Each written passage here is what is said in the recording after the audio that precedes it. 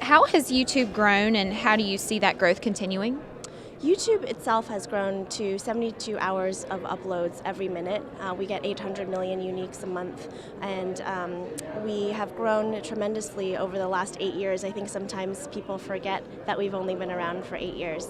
YouTube EDU has also grown from initially a couple years ago. We were only 400 channels that were focused on specifically colleges and universities, and over the last 2 years we've started to incorporate more and more channels that span the entire learning spectrum, from pre-K and primary like Sesame Street, Khan Academy videos, to university and college, and expanding that global footprint, as well as lifelong learning categories like TED Talks.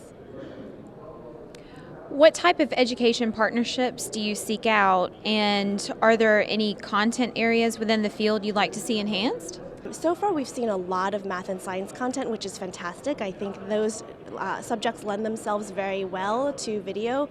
I would love to see even more humanities content. We have channels like Crash Course that are covering world history and American history. We have other channels that are looking at art, but I would love to see more literature, humanities content, because I think naturally those lend themselves more to debate and to discussion. But if there are more videos explaining, maybe there's a channel that's devoted to Shakespeare's plays, that would be wonderful. Do you anticipate colleges or universities incorporating more of YouTube into the classroom? I think that colleges and universities are already using video in very innovative ways in the classroom, and I'm already seeing it happen. I think it just depends on the goals of the classroom. So for some professors, they're really looking for that hook video that kicks off a lesson, and for those, they're already using a lot of YouTube. For other professors, they're actually looking for ways to create more blended learning environments where video is actually a much larger component of the class. So I think it really depends on the teacher, it depends on the professor. But I do see video use being more and more. I think multimedia use in general is becoming more of a norm in classrooms. I'd like to ask you a more personal question. You have an MBA from Harvard. Do you have a favorite teacher or professor? Well, I actually will go far back before my graduate school education. My fourth grade teacher, Miss Lisa Parenti, she probably had the most impact on me growing up. She was definitely my favorite teacher. She actually is the person who, when I was 8 and 9 years old, really inspired me to want to get into education.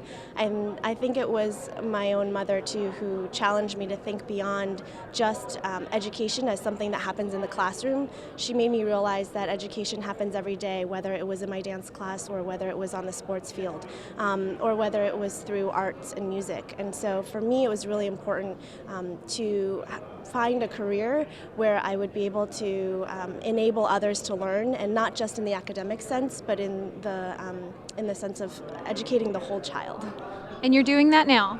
Thank you. It's been really a true pleasure to work with all of the channel creators that are on YouTube. They're very wonderful, exciting community to work with.